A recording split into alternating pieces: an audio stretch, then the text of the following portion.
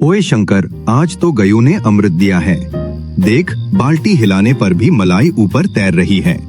आज अगर किसी ने तेरी चाय पी ली तो वो अपनी बीवी के हाथ की चाय भूल जाएगा, ये मेरी गारंटी है। अरे राजू भाई, जब तक तेरा ये सफेद सोना मेरी केटली में नहीं गिरता तब तक मेरी दुकान की भट्टी भी ठंडी रहती है। तो दूध नहीं, मेरी दुकान की जान लेकर आता है। चल जल्दी डाल, आधा गांव तो सड़क पर तेरी घंटी सुनकर निकल आया है। अच्छा, एक कप चाय पिला दे शंकर भाई, रात भी काफी हो गई है। तेरी भाभी घर पे इंतजार कर रही होगी और तू भी दुकान बंद करके घर को निकल जा। देर रात को दुकान खोलना ठीक नहीं है। हाँ भाई, रात तो काफी हो गई है।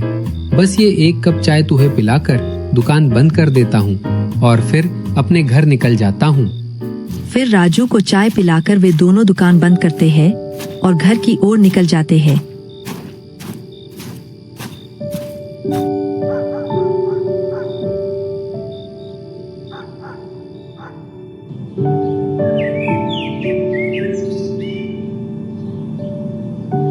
अगले दिन दोपहर का वक्त था। दुकान पर भारी भीड़ थी। शंकर पसीने से तरबतर चाय बना रहा था और राजू सबको लस्सी और दूध परोस रहा था। शंकर भाई के हाथ की चाय और राजू भाई के हाथ की लस्सी दोनों कमाल के हैं। इनकी जितनी भी तारीफ की जाए वो कम है। हाँ भाई, बात तो तुम एकदम पते की कर रहे हो। दिन भर की कितनी भी थकान क्यों ना हो, यहाँ आकर शंकर भाई की एक कप चाय पी लो, आहा हा, मजा ही आ जाता है। सारी थकान छू मंतर हो जाती है। ऐसे ही दोनों की जोड़ी गांव में मशहूर थी और फिर चाय लस्सी बेचते बेचते रात हो जाती है। फिर रात को वो दोनों पैसों का हिसाब करने बैठते हैं। ये देख राजू, आज की कमाई, इसमें से आधा तेरा आधा मेरा, और ये थोड़े से पैसे अलग रख रहा हूँ। अगले महीने हम दुकान में बेंच और नया छप्पर डलवाएंगे। भाई, तू हिसाब क्यों देता है? मुझे तुझ पर खुद से ज्यादा भरोसा है। तू जो रख ले वही सही है। हमारी जोड़ी तो बस दूध शक्कर जैसी है, कोई अलग नहीं कर सकता। तभी दूर बैठा बदमाश बिन्नू ये सब देख रहा था और मन ही मन जलता था इन दोनों की पूरे गांव में जो वाहवाही होती थी उससे और इनके मुनाफे से। कल तक ये दो कौड़ी के लोग एक एक पैसे को तरसते थे और आज देखो पूरा गांव इनके तलवे चाट रहा है। इतना मुनाफा, इतनी इज्जत, ये मुझसे बर्दाश्त नहीं होता। शंकर भाई, आज तू दुकान बंद करके घर चले जाना। मुझे थोड़ा बाजार में काम है, मैं वो काम खत्म करके घर आ जाऊंगा। ठीक है राजू भाई, जैसा तुम कहो। मैं दुकान बंद करके अभी घर की ओर निकल जाता हूँ। अपना ख्याल रखना और जल्दी घर पहुँचना। इधर यह बिन्नू सारी बात सुन लेता है और जल्दी से अपने दो दोस्तों को कॉल लगाता है। राजू अभी बाजार जाएगा, जल्दी से तुम दोनों बाजार के रास्ते में मिलो, मैं भी वहीं आ रहा हूँ। और सुनो, प्लान में कोई गड़बड़ी नहीं होनी चाहिए। फिर राजू बाजार की ओर निकल जाता है और इधर यह बिन्नू पहले से ही बाजार में अपनी साजिश रच चुका था। राजू बाजार जाने के रास्ते में ही था कि अचानक से बिन्नू और उसके साथियों ने उसे घेर लिया। उन्होंने अपनी आवाज में बनावटी हमदर्दी भरी। अरे राजू, कहाँ जा रहे हो? जरा बैठो तो। हम तो बस चर्चा कर रहे थे कि किस्मत कितनी खराब है तुम्हारी। मेहनत तुम करो, गोबर तुम उठाओ, गायों की लातें तुम खाओ, और वो शंकर बस मजे से पंखे के नीचे बैठकर मलाई काट रहा है। नहीं बिन्नू भाई, वो मेरा दोस्त है, हम बराबर के हिस्सेदार हैं। मैं जितनी मेहनत करता हूँ वो भी उतनी ही मेहनत करता है और हमारे बीच तो एक भाई जैसे दोस्त का रिश्ता है। अरे भाई, वो तुम्हें सिर्फ हिस्सा दे रहा है, हक नहीं। गांव में सब कहते हैं कि शंकर ने राजू को अपना नौकर बना रखा है। यकीन नहीं आता तो कल उससे सारा हिसाब मांग कर देख लो, पता चल जाएगा कि दोस्ती बड़ी है या उसकी चालाकी। राजू फिर वहां से अपने घर की ओर निकलता है। उसके मन में बिन्नू और उसके दोस्तों ने जहर घोल दिया था। क्या बिन्नू सच कह रहा है? कहीं सच में तो मेरा हक मुझे नहीं मिल रहा है। मेरी मेहनत भी ज्यादा होती है, मैं काम भी ज्यादा करता हूँ। गाय संभालो, फिर ऊपर से दुकान भी देखनी पड़ती है। क्या सच में शंकर मेरा फायदा उठा रहा है?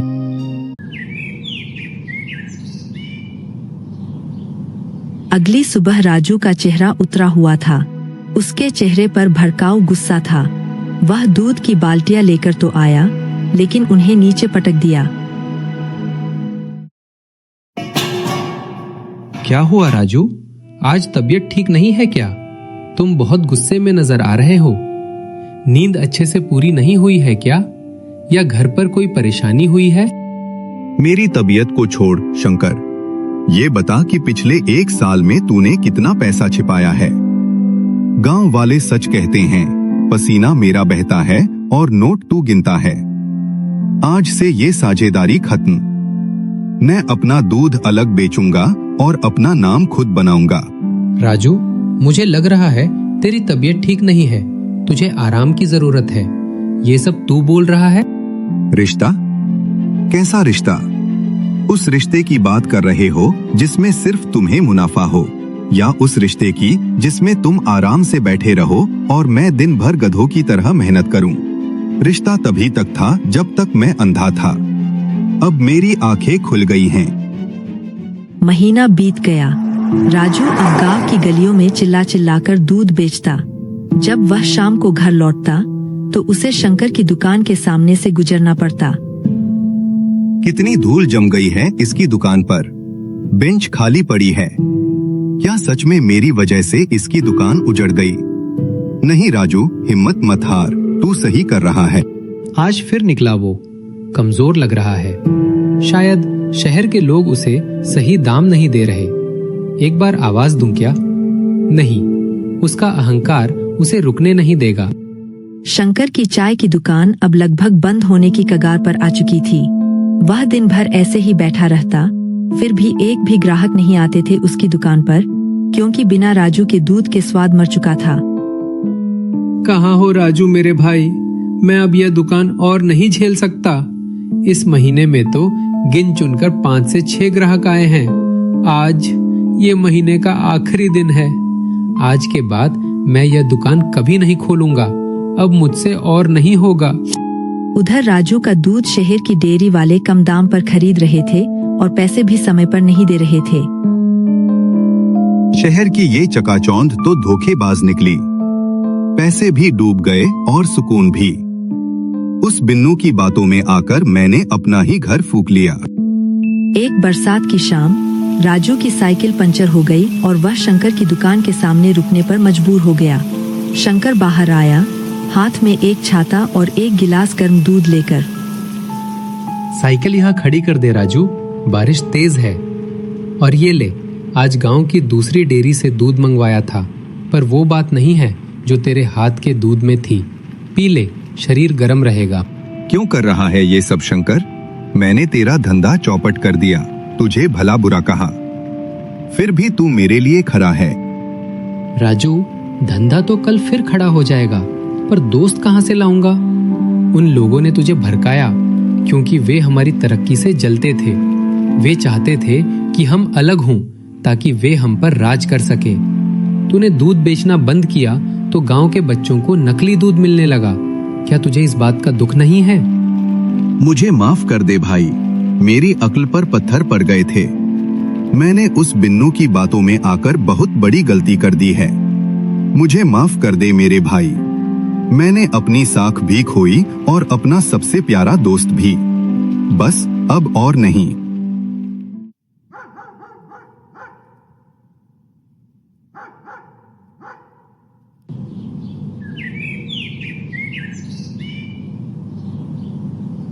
अगले दिन से सूरज एक नई उम्मीद लेकर आया।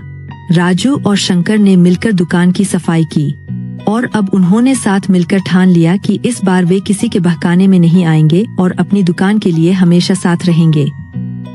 शंकर, आज बहुत खुशी का दिन है। हमने आज फिर से अपनी दुकान की नई शुरुआत की है। पूरी पंचायत को निमंत्रण दे दे। आज चाय मेरी तरफ से मुफ्त होगी। और सुन राजू, अब हम सिर्फ चाय नहीं बेचेंगे। अब हम गांव में शुद्ध दूध केंद्र खोलेंगे ताकि कोई और बिन्नू किसी और राजू को भड़का न सके और उनके बीच के रिश्तों में जहर न घोल सके। तभी एक पुराना ग्राहक वहां आता है।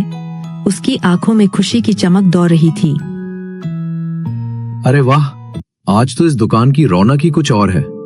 राजू बेटा और शंकर, तुम दोनों को फिर से साथ देखकर आज मेरा कलेजा ठंडा हो गया। पिछले कुछ दिनों से तो ऐसा लगता था जैसे इस बाजार की रूह ही मर गई हो।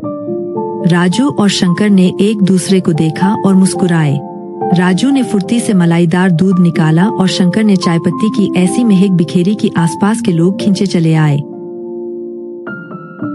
कई साल बीत गए। वह छोटी दुकान राजू शंकर डेयरी अब एक विश्वास और दोस्ती की प्रेरणा बन गई। गांव का बच्चा बच्चा जानता था कि अगर एकता देखनी हो तो इन दोनों को देखो। राजू, देखा तुमने, आज शहर से भी लोग हमारी चाय और दूध लेने आते हैं। अगर हमने अपनी दोस्ती को तोड़ दिया होता और ये छोटी सी चाय की दुकान को आगे नहीं बढ़ाया होता तो क्या आज हम यहाँ। हाँ भाई, तुम बात तो एकदम ठीक बोल रहे हो। हमारी ये दुकान की चाय सिर्फ चाय नहीं है, ये अब भरोसे की चाय हो चुकी है। और जब तक हम साथ हैं, ये गांव हमें सलाम करता रहेगा।